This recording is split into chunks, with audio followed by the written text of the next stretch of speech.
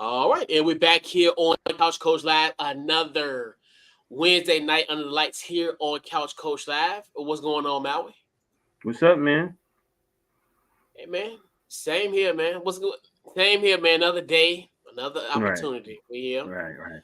Yeah, Man, sports been crazy. It was a crazy championship weekend in so many different ways, man. yeah. A lot has happened. Yeah, You like you said, whole situation. We'll talk about Coach Cal now the head coach at Arkansas. Surprisingly, and, right. all that's going on with that. And then you just think of, we talked about that. We'll talk about that tonight. And then we'll talk about who's going to be the replacement, who's going to fill those big shoes at the University of Kentucky. So much stuff going on. UConn winning the national championship. We'll talk about their place in history. Don Staley wins it for the women. So we'll get all set and we'll talk about that tonight here on Couch Coach Live. So what we'll do, we'll take a brief time out. We'll be right back here on Couch Coach Live. We'll be right back.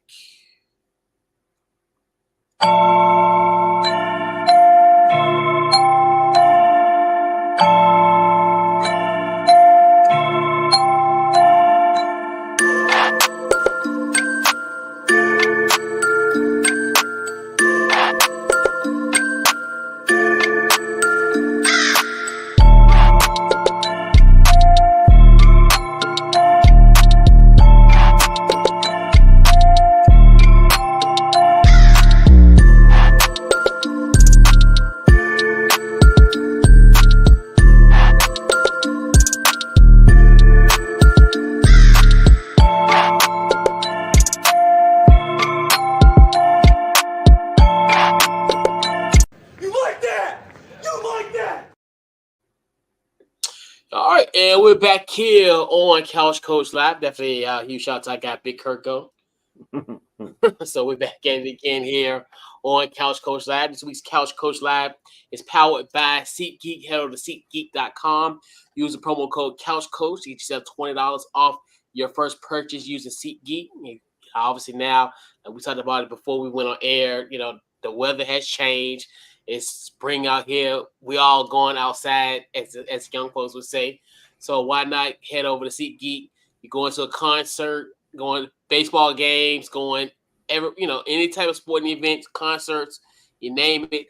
Use that promo code CouchCoach, get yourself $20 off at checkout. So, yeah, some interesting news in the world of college basketball. And it's funny because obviously news broke out as early as Sunday that there was going to potentially that Coach Calipari was leaving the University of Kentucky to take the job at the University of Arkansas. So it was official today. They had a press conference this afternoon. So Coach Cal officially named as the 15th head coach in Razorback men's basketball history. He signed a 5-year deal where he'll get $7 million annually. That could be extended for 2 years. So pretty much if he makes the NCAA tournament in those periods, he could get 2 extra years on that contract. Also, the deal also includes a $1 million signing bonus, a $500,000 retention bonus annually, and also some financial incentives based on if he makes the tournament, also including the second round, also Sweet 16, Elite 8, Final Four, and obviously winning the national championship. And so in his tenure at the University of Kentucky, he had 410 wins and 123 losses in his 15-year tenure at Kentucky. What's your thoughts, Maui, on Coach Cal heading to Arkansas? I mean, when you read the numbers, he hadn't really done anything since 2015. What I know about Coach Cal was that he was a great. Everybody seems to like him. He got that. From what I'm hearing, he got that gift to gab. He knows he's very respectful. He's not judgmental. He's seemed like nobody dislikes him. It's just that from what the rest of the show, we're going to talk about blue blood teams, and I started looking up, past championships, and he only has one. And the Kentucky is one of those teams that okay, you're definitely recruiting top guys, and their plan is, and you're understanding that they're most likely going to try to go to the league, and they most likely do go to the league because one of it's because of you and how you bring these players up or get them ready to play in the league. But the problem is Kentucky has a culture too, and Coach Cal and Kentucky's culture are two different things. And the Kentucky fans are like, okay, you have been extremely underachieving, and we want to go deeper in the tournament.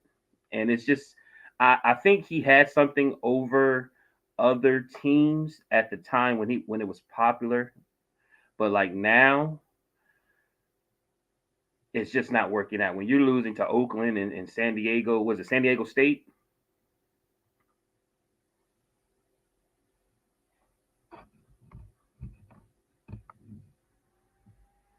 You said about last year when they Yeah, lost. Who they lose to last year? Hmm. I don't know if it was San Diego State or not. But I know they lost to Oakland this year. But yeah.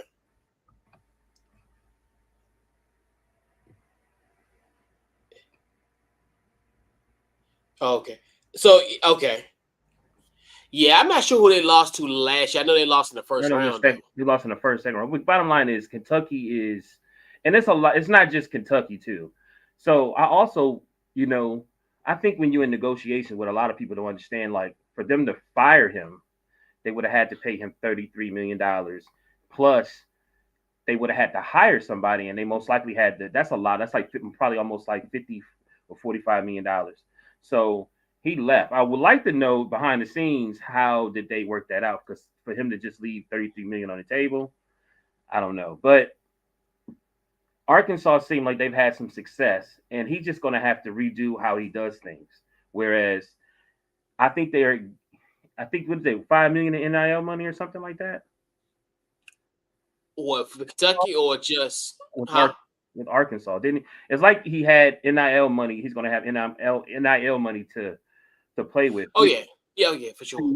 by doing that, and from what I'm seeing now since COVID, it's a lot of older players that's kind of hanging around and getting in this portal, whereas getting young guys to just go to the league, and a lot of them may not seem like to me wasn't going to Kentucky.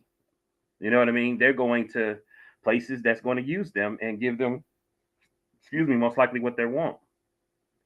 So to me, it just was time, and it seemed like to me too. Kentucky don't play no games. Like when you ain't doing what you're supposed to do, they necessarily look like they're ready to move on. Like a lot of people say they're shocked, but from what I look at the history, he only had one turn. He only had one championship. So I'm like, well, it looked like it was time.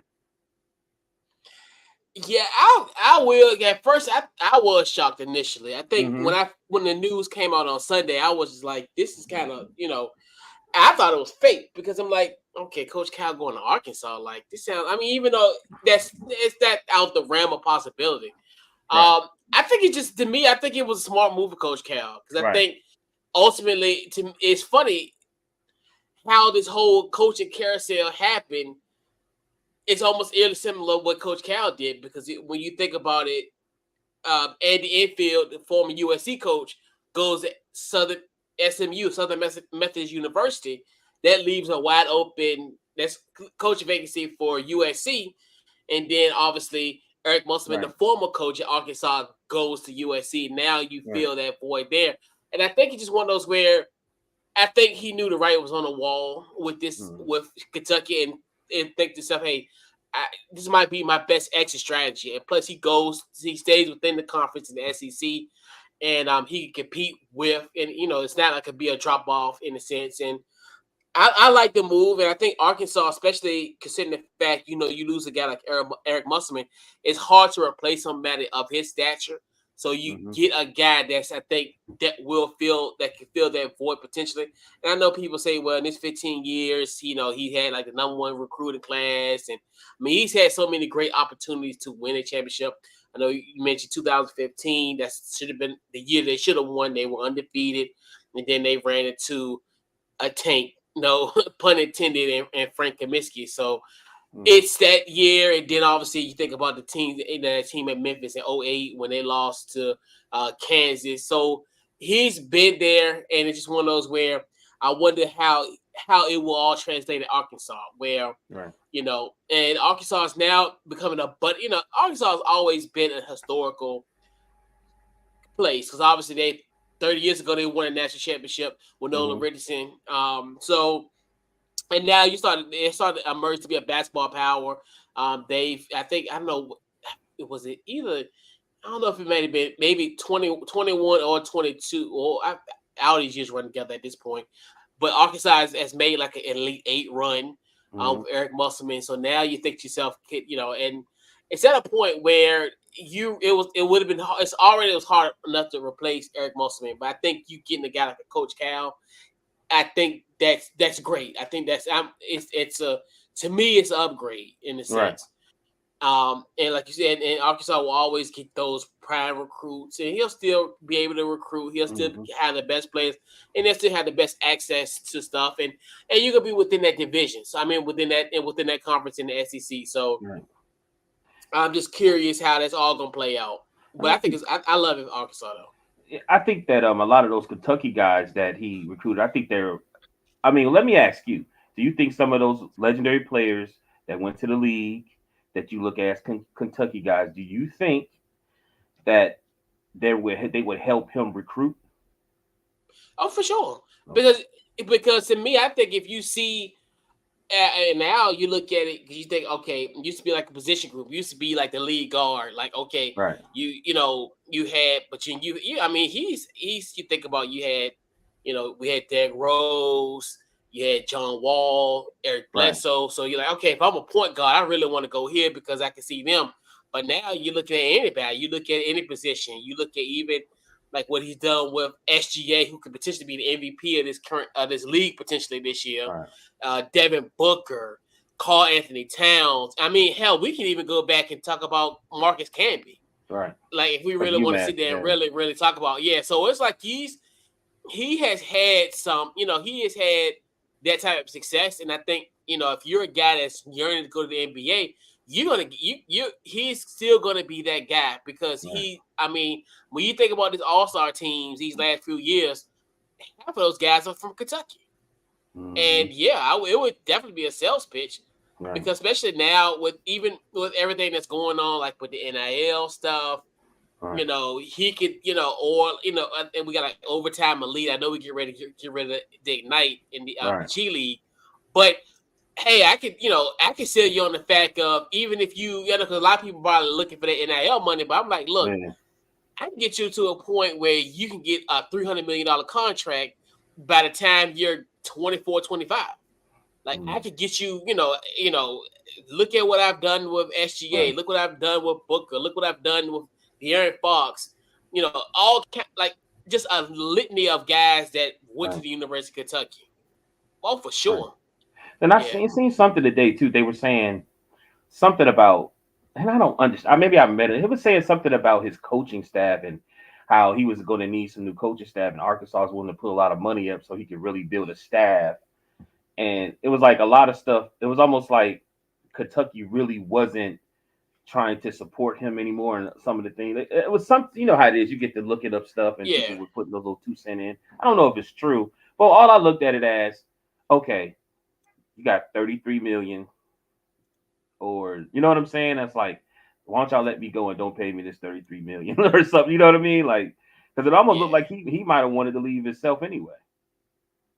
Yeah, I think he knew the writing was on the wall because Right. with Kentucky, it's difficult to be in that position where you know the 2 consecutive first round losses, Right. people wearing thin because like Kentucky is a beast. Like it's a job. Right. It's not for the weak. And Yeah. even for somebody with him as well as accomplished as he has, because I'll put it this way: if the tenure that he had with Kentucky, if he, because he won 410 games in 15 years at Kentucky, he's had Right. multiple, 1 year, like the top recruiting classes pretty much for the majority of his tenure. Most organizations, most colleges will take that. Right. will take that and like he's a legend. Like, and even with that one championship, he could. That's some people, some coaches in certain places will get a statue in front of an arena for what Right. he's done in Kentucky. Right. But we understand with Kentucky, 8 national championships, a bona fide blue blood program, that's not enough for them. Right. So, yeah, then the shoes. I mean, not the shoes, but like the crown is heavy at Right. Kentucky, and that's one Right. thing I think why because everywhere else he would be fine, but at Kentucky, and you've been there 15 years and you only won one national championship, that's not gonna cut it in Kentucky, and Right. that's just the way it is there. I mean, obviously we've seen this before, not far as them getting rid of coaches. Obviously, we looked at like Tubby Smith as well, like Right. as an example. Just this is a small example who won one national championship Right. with with Kentucky, and even though he didn't have like a record like Coach Cal, but but even to his example, where hey, they want more. Right. And also, man, it's very important for Kentucky. Now, looking at the whole thing, you got me studying today. I was like, oh yeah, when it comes to NCAA, Kentucky has got to be one of the top teams. They can't be. They need to be in Elite Eight almost every season, man. Like the NCAA needs that. You know what I mean? That's a big um fan base. For sure. Yeah, yeah. And so to me, I think it was even more. I said, man, I wouldn't put it past NCAA. Say, hey, man, y'all got to do something. We need y'all. Like they saying the men's numbers is down. You know what I mean? Yeah. I mean, Yeah. And there's so many reasons why the men is because it's just they lack the star power. That's what it is. They lack the star yeah, power, and then with now you have almost like an NFL free agency type of right, situation that's going on in college basketball. It's hard to keep up with who's where and where right, who's what when in there. So I mean right. that's another thing where it's going to be difficult. Well, it's like my dad would me and him would talk. He was like, man, how come this team is in the easiest bracket, or how come this team is over here? And when you look at it, it's like because they got the best viewership, man. They bring the fans.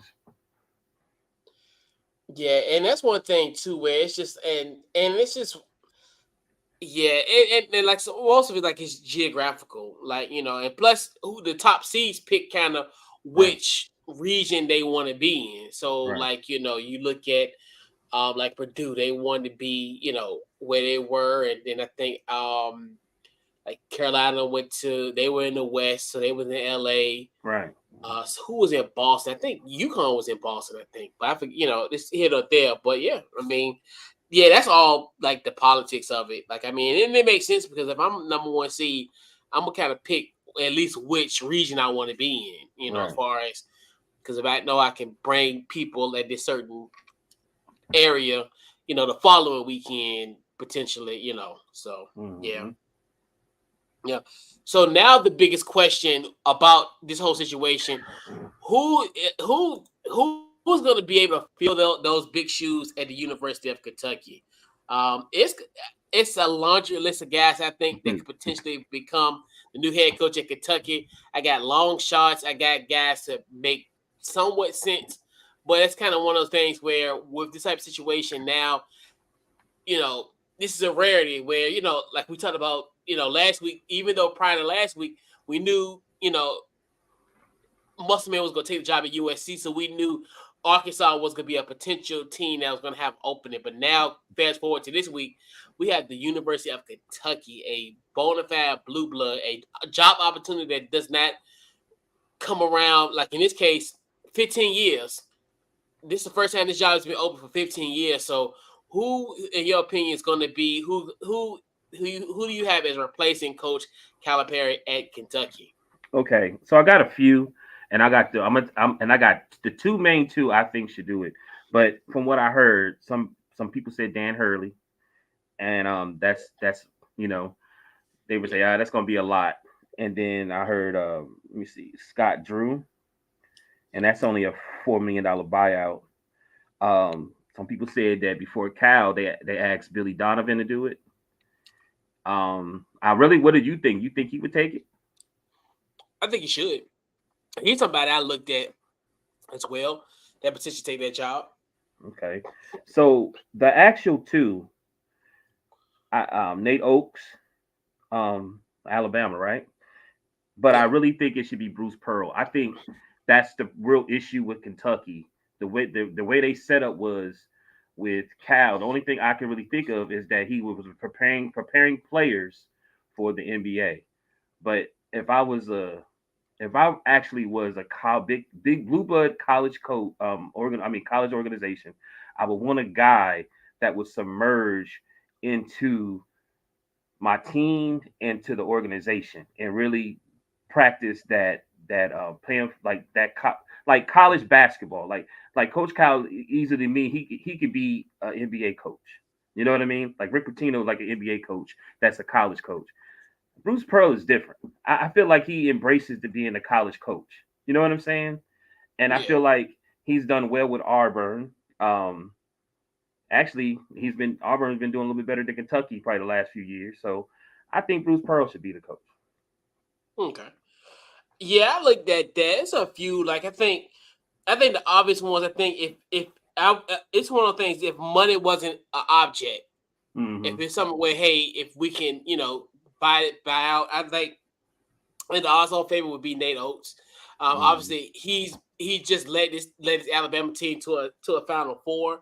I know Mm-hmm. that's $18 million buyout. And I know that's a little Right. steep, but I mean, we don't, who's really the boosters at Kentucky? Like, will they be willing to make that move? I don't know. To me, I got these two guys. I think if money isn't involved. Like, hey, we can get a booster, regardless of the price tag. We'll buy out their contract.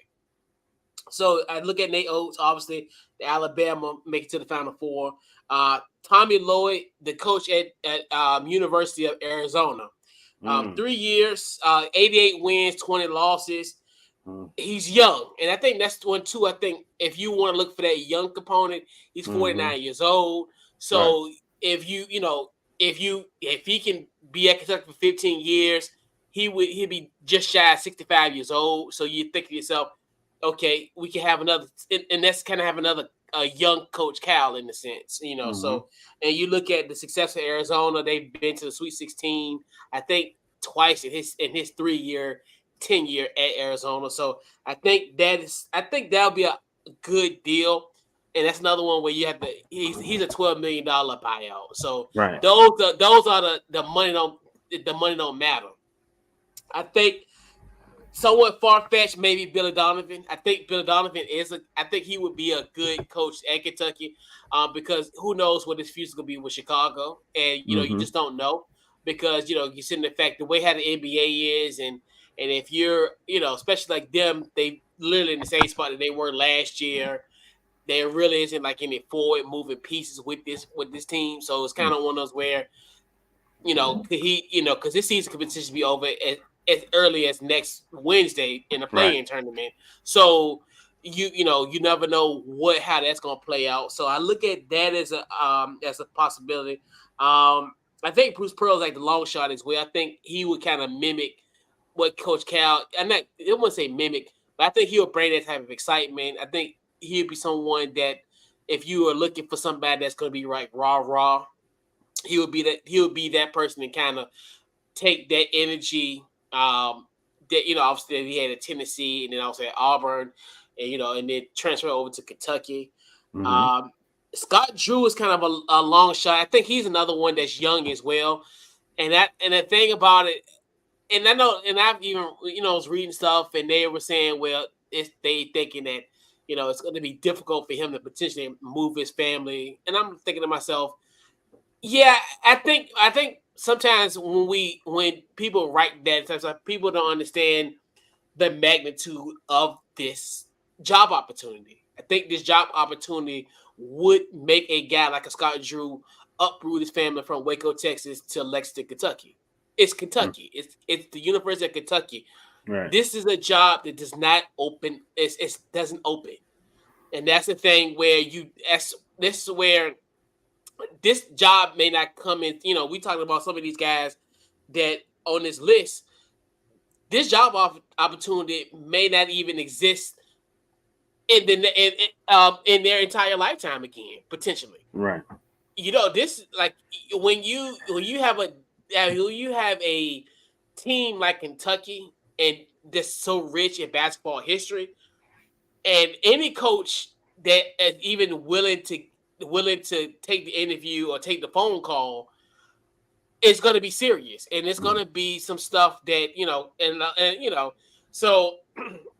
But I think if it was me, and I think if it was up to me and I was 80 and money didn't matter, I would get Nate Oates because I'm more impressed with what he's done at Alabama, which Alabama and for not to be disrespectful, that's a football school, and Right. he's making and he kind of carried that torch. Obviously, you think of Avery Johnson, the success that he had, and did now. Fast forward to to Nate Oates, who's literally I consider it Avery Johnson walked. I mean, Avery Johnson crawled so Nate Oates can run at Right. this point. So he's pretty much put this team back on the map, and even though put it back on the map, I wouldn't say like that, but more so he has made Alabama a solidified basketball team. Coach Avery Johnson's credit, he did that as well. But I think now they're at a next level, a new level type of at Alabama. So yeah, if money wasn't an object, it would be Nate Oates. But I think Mm-hmm. if you know it would be him or either Scott Drew. I think he's lucrative enough, even though he just won that championship at Baylor, but he beat a good Gonzaga team that I think no one thought they were going to beat in that next championship. I think a lot of us looked at Gonzaga because the way they was rolling that year. There's no way that they was going to fall short to a Baylor team, but Mm-hmm. Baylor did it. So Right. yeah. So, you coach. So, out of everybody that we all said, who do you think is the one guy that should really, even if out of all of them, everybody, even if it's if it's money, not whoever, who you think the one person they need so they can start winning right now? Nate Oates. Yeah, it to me it'd be Nate Oates. And why is Yeah, that? because what he's done in Alabama.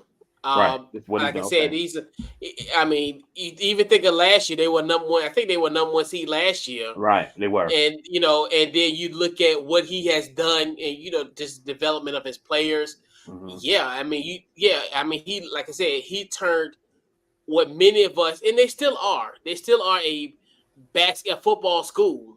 Right. But the Right. success, and then you Right. look at even within that SEC, the Alabama job is great, but the Kentucky job is even sweeter.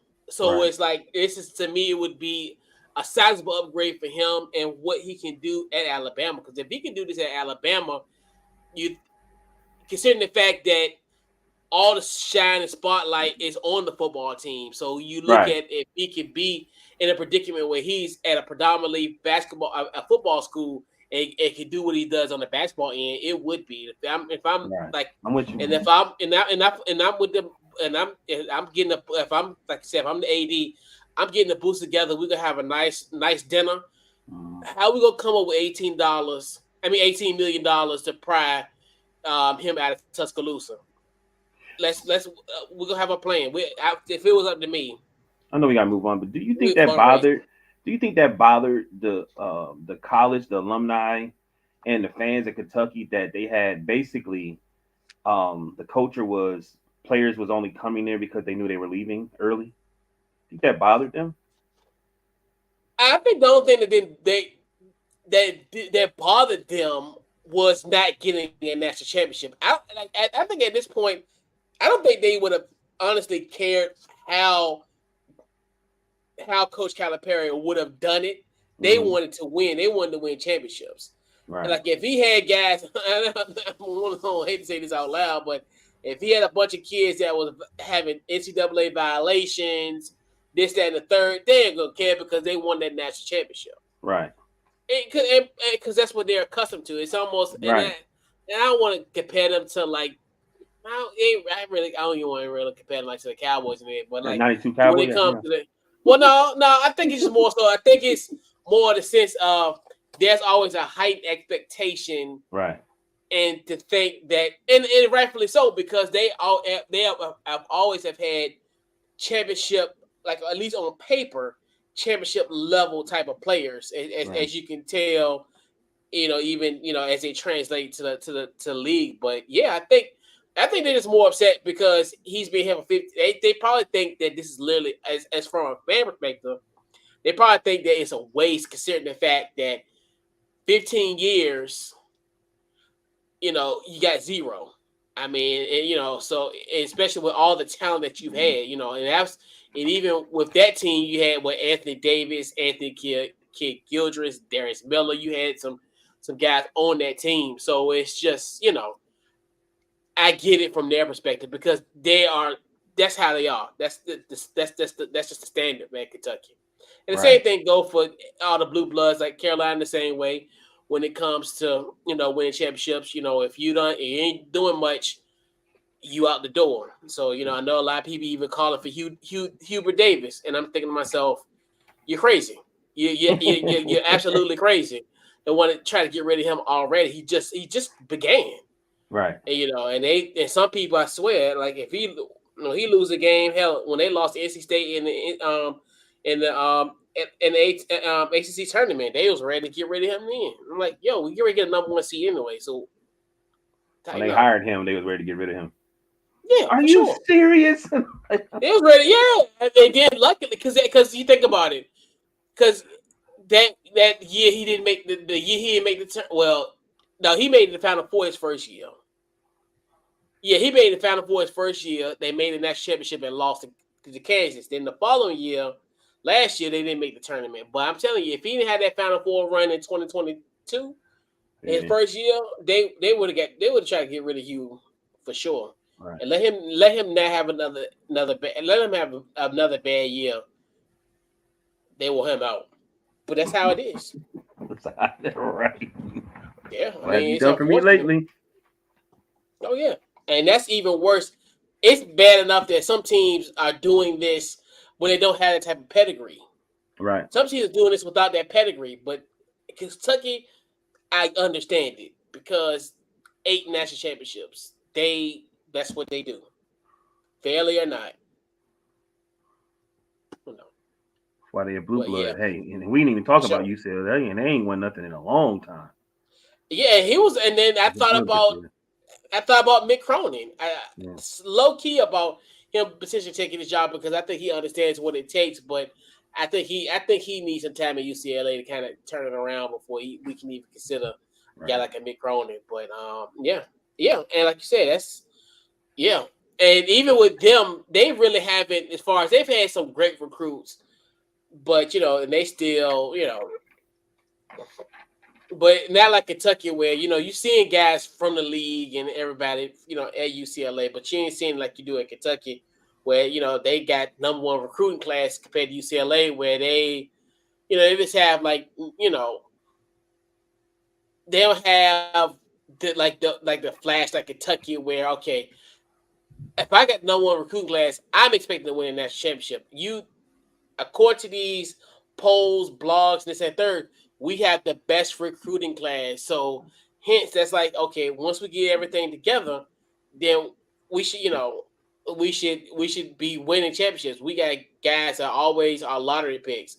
Every team he's had probably has had multiple lottery picks in his Mm-hmm. tenure in Kentucky. So yeah, people are expecting that. And these guys are coming in to Kentucky with that type of hype already. Like, hey, he's coming in. He's gonna be a lottery pick. Hell, he could be a lottery pick if he didn't come out of high school type of player. So Right. yeah, hey, it is what it is. Right. So staying in college basketball, we had on Monday the national championship. I I guess I can say I did stay up. I'm very proud of myself. Normally for a 9:20 tip off, it's a little rough on a work night as well. But we made it do what it do. Well, we had the University of Kentucky beating Purdue by the final score of 75-60. Tristan Newton was the game's MOP with 20 points and 7 assists. This is um, UConn is the back-to-back champion. They won the championship last year, so he joined elite company. The last team to win a back-to-back championship was the Florida Gators back in Mm-hmm. was it the 06-07. They going back fast forward. Then you had Duke winning in 91 and 92, and then obviously a run with UCLA where they won 10 straight. I think Right. between 1964 and 1973. Mm-hmm. So, and I think we talked about this a lot, like last year as well Right. too, because UConn at the time won their fifth national championship. Now, fast forward, they now have won their sixth national championship. Their sixth championship since 1999. So, can we finally now consider UConn a blue blood? Well, my question is, what is a blue blood?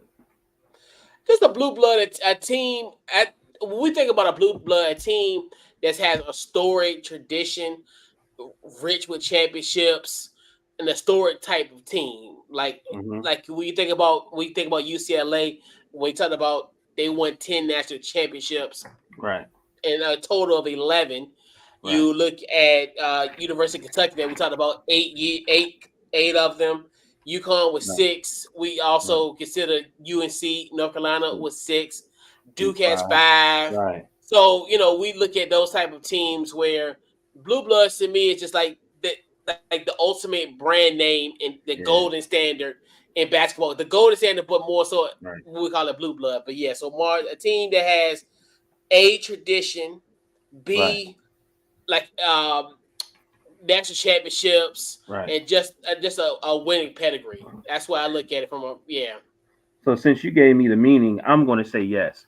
Really, last year, once I realized they had won 5 since '99, I was Yeah. like, well, yeah, you gotta add them to it. You have to add them to just the newest team that has done it. So they definitely are Blue Bloods team. But then winning back to back, and they they put their stamp of approval. Some of the people I watched today, they said that because the ratings was down and nobody really talks about the team, that's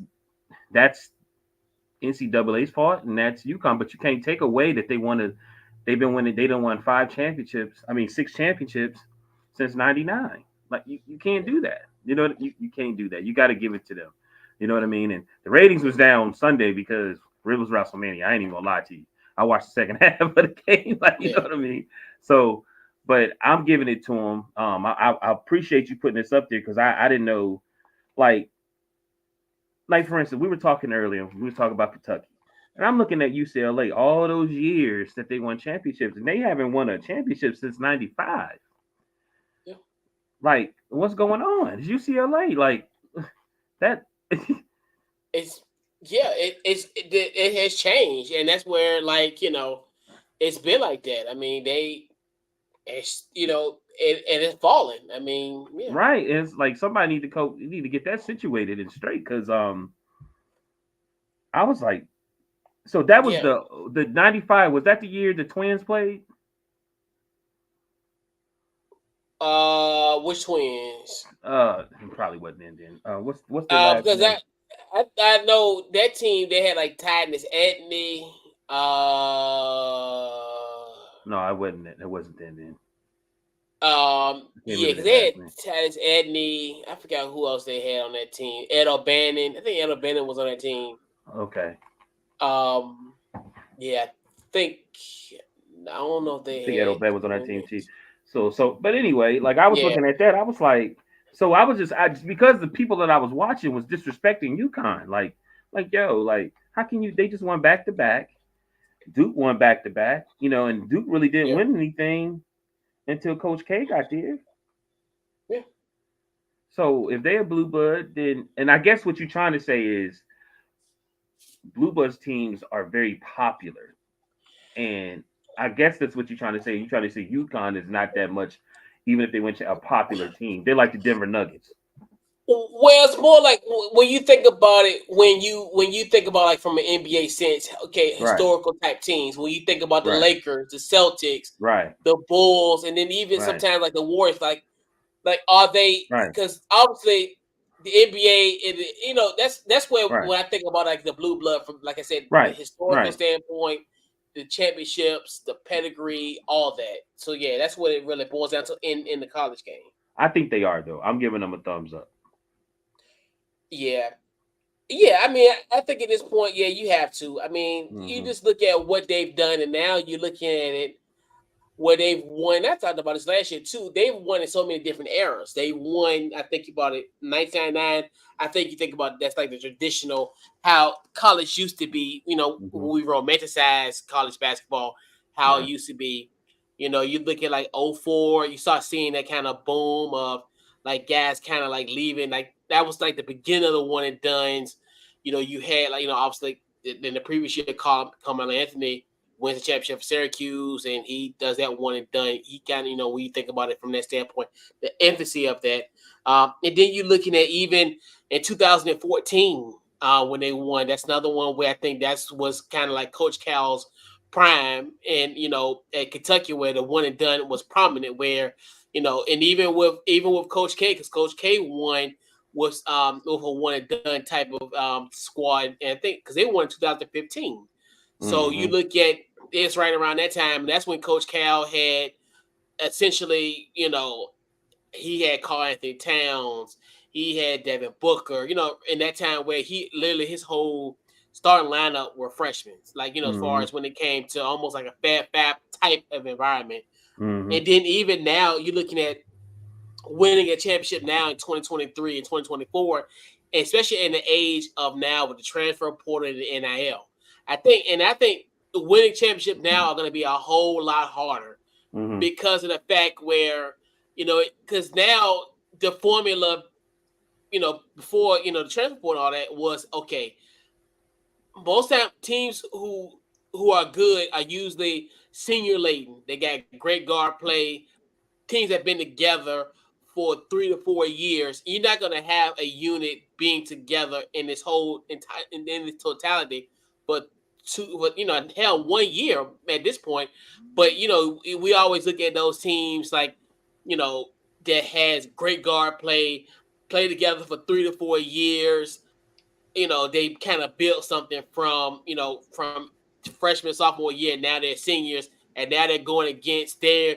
And most people ask they are the David, but in theory they're really the Goliath compared to those the higher seeds, the ones that we always see on television. So that's why Hmm. you always see a lot of upsets when it comes to. I think of like we think about. I think about first of all George Mason that 016 that beat UConn that had literally everybody in the NBA. I mean, because at that time you had Charlie Villanueva. I think he was on that team. I mean, it was a lot of NBA guys on that team. Rudy Gay was on that Rudy team. Gay. I remember that Yeah. game. So you look at how that happened, and you even look at like a team like a VCU when they went and made their Final Four run. So it's kind of one of the things where you start seeing those, and then now it's different. Hmm. Where it's literally it's NFL free agency all over again. It was NFL free agency on the college basketball level where there's always going to be probably about a 50 to 70% roster turnaround every year. And we're not talking about, okay, well, because sometimes it's going to happen if you have a graduating class, but not every year like it will be now, where you're gonna have guys hitting the transfer portal. And I think we're about to be towards the end of the everybody getting a COVID year. Because I think that's about to end. I think that this might be the last class that still would have eligibility from 2020. Hmm. So I think this time next year you won't have COVID seniors anymore. So I think that's another thing too, where I think that could potentially, but then a lot of it too, where you'll have like graduate guys as well, like guys going in their fifth year and they're graduate school and they'll transfer over. But I think this is by far, I think in my personal opinion, the hardest runs because you really can't build nothing on a 3 to 4 year timeline like you would normally would. Hey, I Right. got this person. and even though you got the one and dones and all that, but now you got transfer portal, you got all kind of NIL, so it's going to be definitely difficult to retain a roster at this point, and I think it's going to be even more worse where because and it ain't like because only a few teams can have that one. Then like we talk about Kentucky. I know we keep on talking about Kentucky like a broken record, but teams like Duke, Kentucky, certain teams can have those type of players in a rotating basis. But now every team is going to do it because what's going to happen when the smaller schools and you're a mid-major school and your guy's balling out, he's going to go try to go to a Power Five conference. So Mm-hmm. it's kind of one of those where it's just like it's always going to be a revolving door, regardless of what type of school you are. You can be a one and done type of school. You can be a mid major giant killer. Mm-hmm. That giant killer is gonna take his talents to the ACC, the Big Ten, the Big 12. He's gonna take it to a Power Five conference. So it's kind of one Mm-hmm. of those where it's to do it in these type of eras. We got to give Kentucky that credit. I mean, to me, they're the new modern day blue bloods. Because I think it's going to be hard to kind of replicate their type of success, And I think for them to have this type of success, and like you said, I know people saying because of the rating stuff, but that's not their fault. I mean, at the end of the Mm-mm. day, they go in the hoop. So and Yeah. they're And that's why they won. Dan Hurley, yeah, That's why they and won. like That's why they and won Dan, too, yeah. because they not worried about that. You know what I mean? Yeah, and and Dan Hurley did a great job as far as just keeping those guys focused and keeping them aware of it's doing what the prize is at the end of the rainbow for them. So Right. I'm cool with making them a blue blood at this point because I mean it's kind of one of those where you know they're definitely the modern standard of if you ever want to mimic a program, especially in this modern era, you Kentucky is gonna be the one. Not Kentucky. UConn is gonna be the team that's gonna be Right. that team that you're gonna really look at and be like, yeah, I want to, I want to mimic this. Right.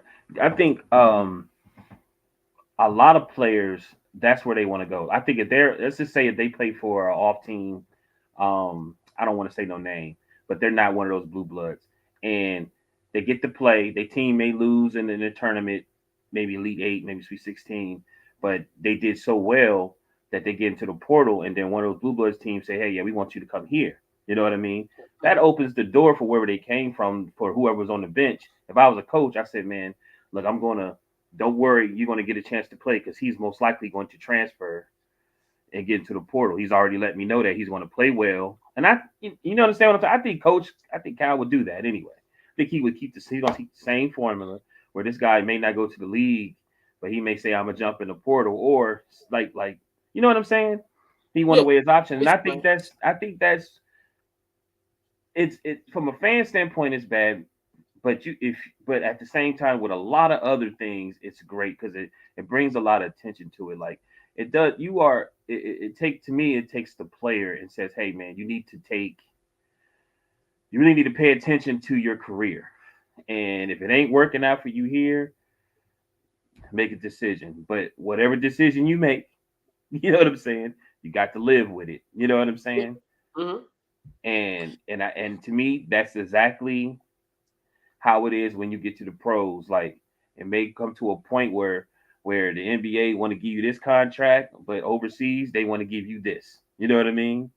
Hmm. Or blah blah blah. And you may say, I'm gonna stay in the league, but they may treat you bad. But you might say, man, I should have took that money and went out overseas and then got myself situated, worked on this and that, and then came back. You know what I'm saying? Like Yeah, it's because they're expanding. So what they even yeah, have what NBA Africa now?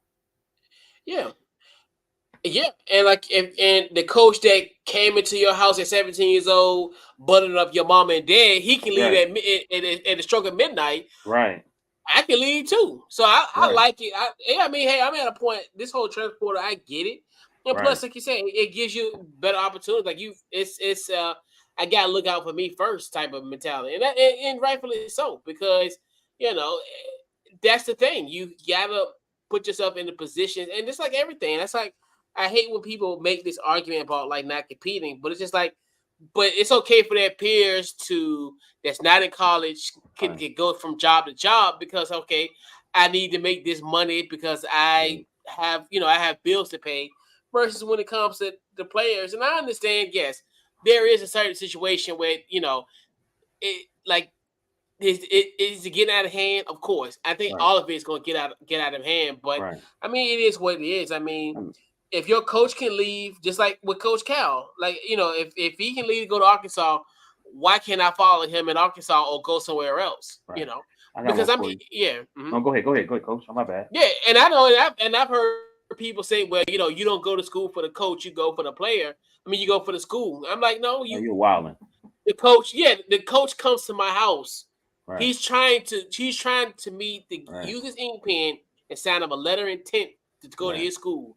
Because if it won't about the coach shouldn't even have came to the house. Why about mama making chicken for coach? Right. Two things. First one is pay attention to the Bucks. Okay, they fired their coach last year, hired a coach. They were number 1 or 2 in the league, and then they fired their coach. And then they brought in another coach, and then look at Holiday. Holiday said he loved the Bucks, helped them win the championship. What did they do? They traded him. Yeah. At least in these situations, you have some type of power. That's the problem. I was watching Gil today, and they were talking about Darko, right? Darko got a ring. They asked Rasheed, they said, was he good? And he was like, man, he could shoot the 3. He could do this. He said, but the problem is back then, you dealing with them old coaches and Brown, they beat you up. He said now, Darko probably would have went to another situation. He may have a complete different outlook on everything. You see what I'm saying? So like, word. Like some of those kids, and we're gonna move on and we're gonna talk about another coach, right? And I'm gonna that's now you see what I think that's why she's successful because sometimes it ain't all about the money. Sometimes it's about how you feel like you're being treated. Yeah, and like this, and that's what I hated when in the pandemic. People was like, "Whoa, if Carmelo went with Detroit, they would have won." I'm like, no, like, do y'all understand? This man, the reason Larry Brown is the reason why they did not win a gold medal in 2020 in 2004. You cannot DNP LeBron James and Carmelo Anthony, and they were like 19 years old, and they literally was like the best players on that basketball team. And you didn't play them because of your youth, and wanted to be there, right? It's just like you can't tell me like you gonna start Richard Jefferson over like LeBron James or Carmelo Anthony, and that's what people used to kill me when there was debates, and I'm like, y'all gotta understand that's how Larry Brown is. It's just like if you ever listen to Jalen Rose, that's another one. He's another one where he's done his potential. You see, once Larry Bird got to Indiana, he started balling. He started balling. He was pretty much Reggie Miller's running mate. But that's what I'm saying. Like people, it's a situation. Because like with him, he won't. I'm telling you, Larry Brown was not going to play him over Tayshaun Prince, and that sounds asinine and stupid. But that's what would have happened, and it saved. Like I know people saying, "Oh, his outcome would have been better." No, he's still at the time when he retired, he's still a top 10 NBA scorer. He's a Hall of Famer, and you didn't win a ring, but hell, you're in the Hall of Fame. Yes, so you like, and he wouldn't have. I'm telling you, he wouldn't have been that way because then he might have still. Once Larry Brown left, but who knows how long Larry Brown would have stayed? Right. Because people, he like in Carmelo, it was a smart thing for him to go to Denver because I think if the roles were reversed, not saying Darko would have been a top 10 scorer in the league, but I think he would have, especially him and like who was on that team? I forget. Rip and the 03 team, Prince, but yeah, they was. Phillips. I'm talking about Denver. Because they had another guy that was similar to him. Yeah, this was before Kmart. Because Okay, Kmart was Mark. still in New Okay, Jersey. I Yeah. remember Nene. I don't remember. I Yeah, can't well, I remember. think Nene was. I think he might have came like the year. Yeah, I think he was Oh, there I don't that remember year that or team whatever. then. But yeah, I mean the team that he led to the playoffs that won like 17 games a year prior. So it's like So it's like to me, I'm like, yeah, I hated those debates because I'm like, man, a lot Larry of Brown those, was not going to play him. Larry Brown right? wasn't going to play him. And then like Darko, if he was probably in the league right now, he'd probably be a top player. From what if you listen to what Rasheed said, she said he could hit the three, he could dribble. He said the only time he would play, you had to piss him off. You know what I mean? Yeah. And he said the issue is like we'll mess with him and he'll play harder, but he said Larry Brown, it's one thing to piss a person off, one thing to beat them up. You know what I mean? Yeah. Because that was Darko. Yeah, because You got a ring though. smart. Yeah, hey, and Carmelo Anthony is a Hall of Famer. Right. But that's here no deal. Well, Right. I mean, he'll be one soon, very soon. Mm-hmm. But yeah. So we'll talk a little women's hoops. So we got to definitely talk about Don Staley. University of South Carolina won their third championship, beating Iowa by the final score of 87-75 to cap off their 38-0 season. So Don Staley is in rare air. She's won her third national championship. So now my thoughts is, what do you look at Don Staley's place amongst women basketball coaching greats at this point? And this is more so at this Right. point, as we sit here, April 10th, 2024. Right. She's top five.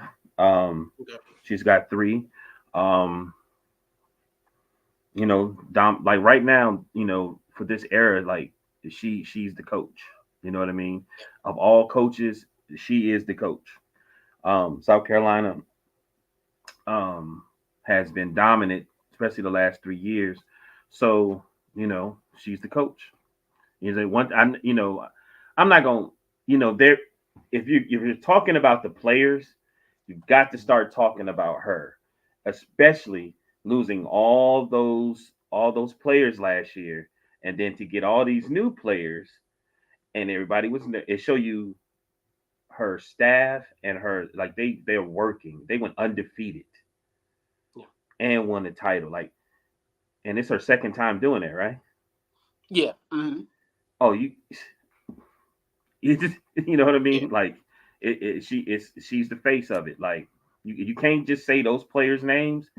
You're gonna have to say her name. You're gonna have to put her name in there too. Yeah. She's at this point currently, as everything constructed, I think she is a top five, but she's probably like fifth at this point. She's Right. at the bottom part of Yeah. it. But it's early. She's only I think she'll be 54 in May.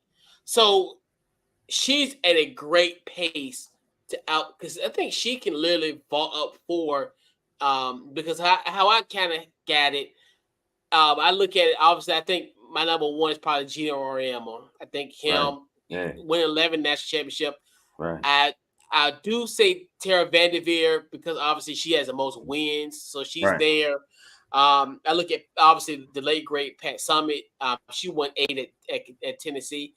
And even though I know this is gonna be the one where it's like, oh, why are you talking about Kim Mulkey? I think Kim Yeah. She Mulkey is did. in that class as well, because I think, Yeah. considering the fact she's won 4 national championships and she's won with 2 different teams, which I Teams. think Right. she's the only one that I think out of all of them have won at 2 different teams, so 2 Right. different colleges. So, and then also she won a national championship as a player as well at Mm-hmm. Louisiana Tech, way back in the time, way back in the day.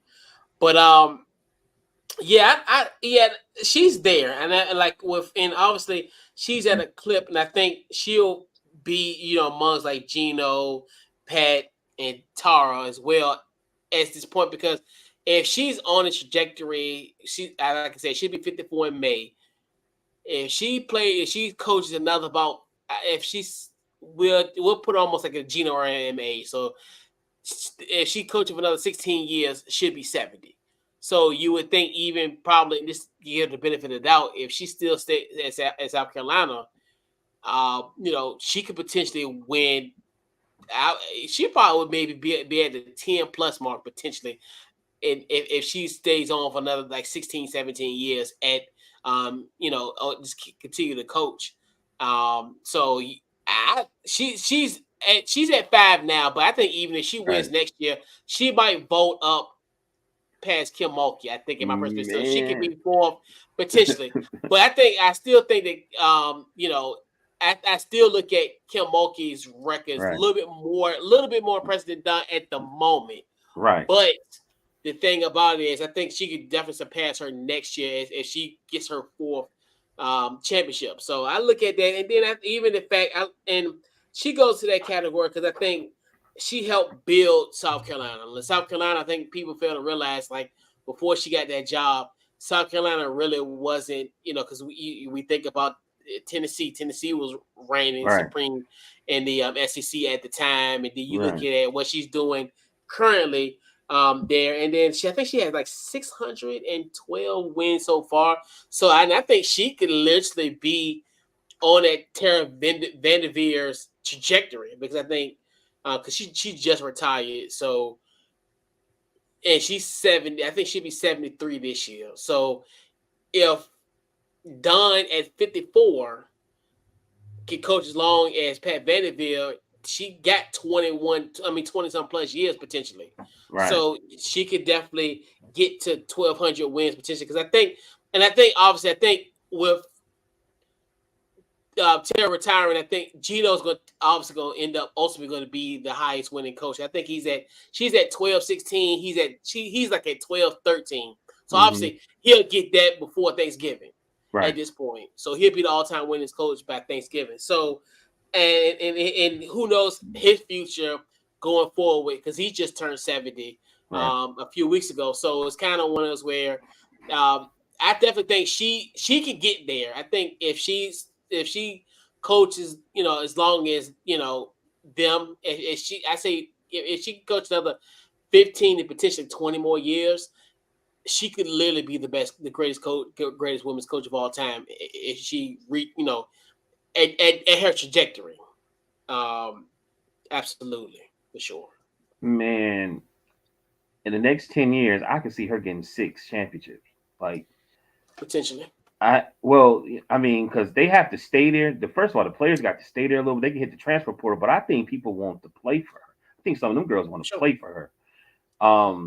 And that's what I was trying to say earlier. Like, you, you can look clearly they're top of the line, and she let them play. She ain't yelling at them. She's yelling at them for motivation. She ain't downing them, like she ain't beating them up.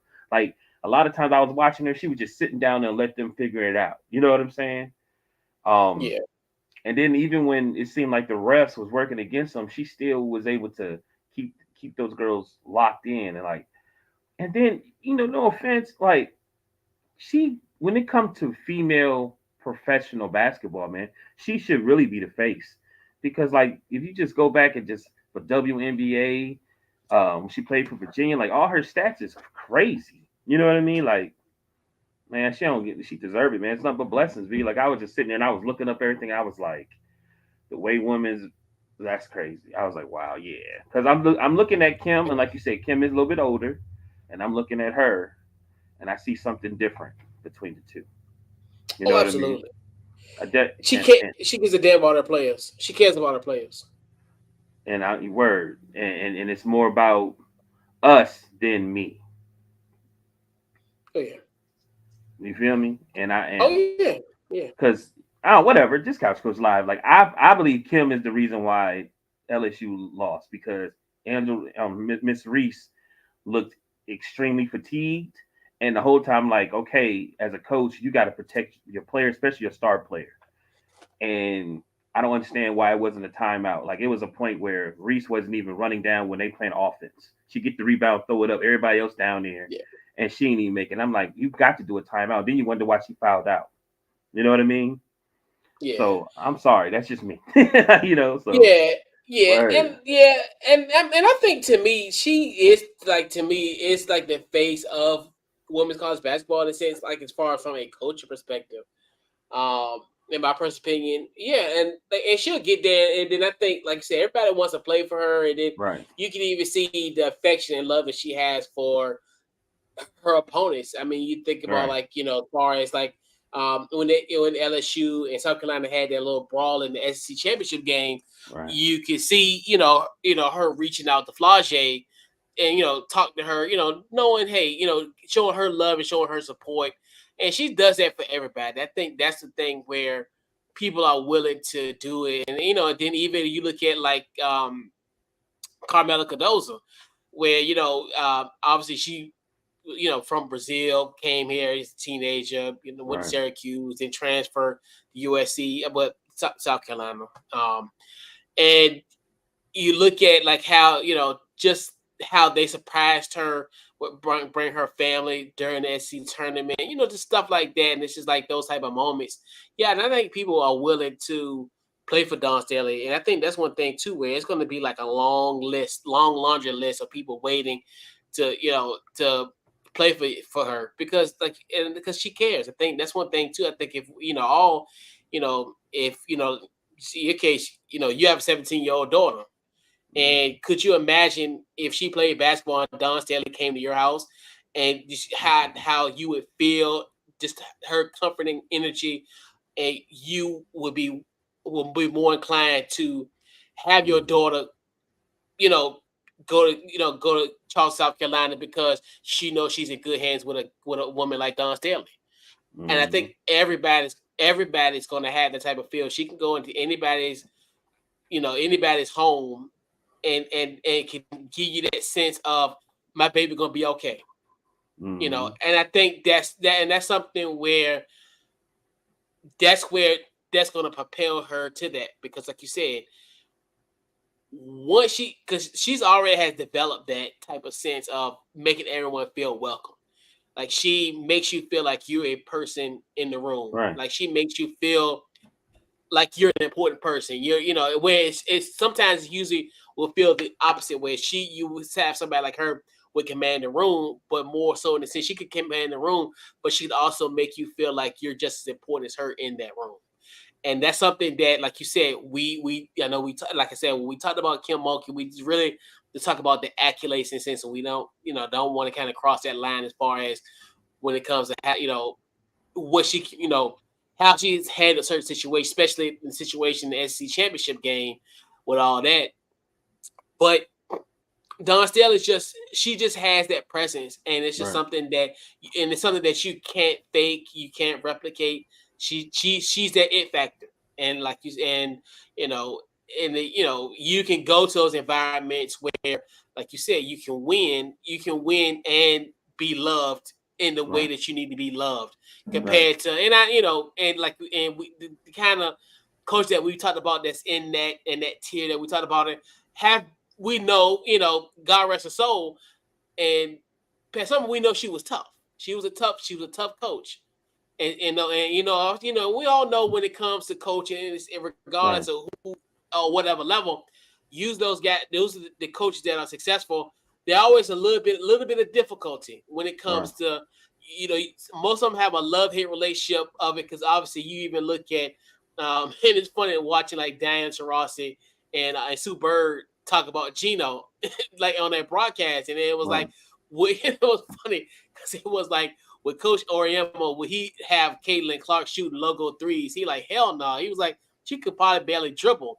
But it's Mm-hmm. a truth in that joke because it's like, but that's how, and we all know like Gina Roriemo kind of runs a tight ship as well. So it's kind of one of Right. those where, so um she'll get there. She will get there. And they want to win. They want to win for her and with her.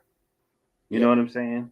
And I would. You know what I mean? And the coaches want to work for her. They want. You know what I'm saying? Like they all. Yeah. You could just sense Yeah. that Yeah. it's not about her. Like you can see that she says it's not about me. It's about all of us. And they like we Mm-hmm. want to make sure we want to push you up too. And that'd be the Yep. standard.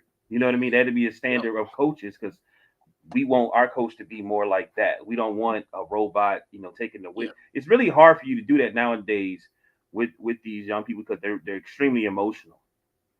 Yeah.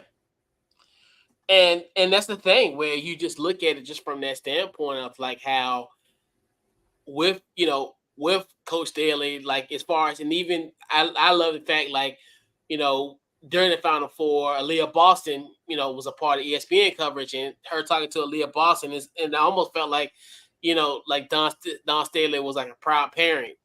Right. When Aaliyah Boston was interviewing her, so I was like, that's kind of like it's kind of cool when you think to yourself like, man, that's awesome. Where it's like I'm doing this job and you're giving me flowers. Now I'm supposed to be giving you your flowers and you giving me flowers. Right. That's I'm telling you, that's something when if you're an aspiring high school basketball player, you see stuff like that.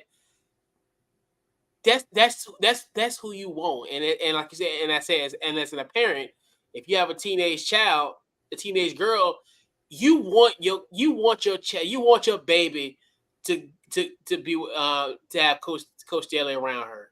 Right.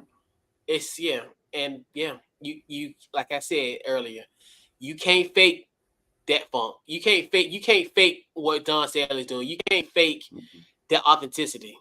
And I know people will say, obviously with they'll try to, they always want to try to bring Sister Dawn out, because people, people some Oh, little some hate, you, but hey, you it you is talking what it about that is. reporter that asked about Yeah, the which is one just and question? it's like that, and then even somebody was saying, she, when she praised God and Right. And certain Steve A. Smith, you know what's crazy about that? She yeah, she a baller. Like we talk about basketball. Okay, if they consider themselves of being this, yeah, they come on in this game and get this work. but, Like but that's that's just the how you. thing, and Yeah, it's just you know what like I mean. It and ain't then MMA fighting or you know what I'm saying. This is basketball. Trust right, me. We and we and we then ball over here. someone criticized her for praising God, like why do you don't praise God all year? And I'm looking at myself, do you even watch her games? Do you even have you ever listen to Mhm. her in an interview? Like, stop trying to be dramatic and get clicks. And like, look, Right. it's not gonna work. Like, all you gotta do is do some surface research, and you can Right. mention her. She will talk about her faith. She's talking about her faith, not even that's because she won a national championship. She talked about her faith anywhere she go. She talked about faith when I seen her in Atlanta last year, and she just was talking to us. So it's just like, so Shots fired. Pow, pow, don't pow, even pow, give. pow, pow. Floss on So him, that's the coach. Boom, thing. boom, boom. Yeah, nah, but it's just like so it's just like one of the things where I just don't. I hate that, Right. this stupidness when it comes to all that. But I'm just but she's getting there, and I'm really excited. I'm really looking forward to what she's gonna do, and then not to mention she's won a gold medal as a head coach.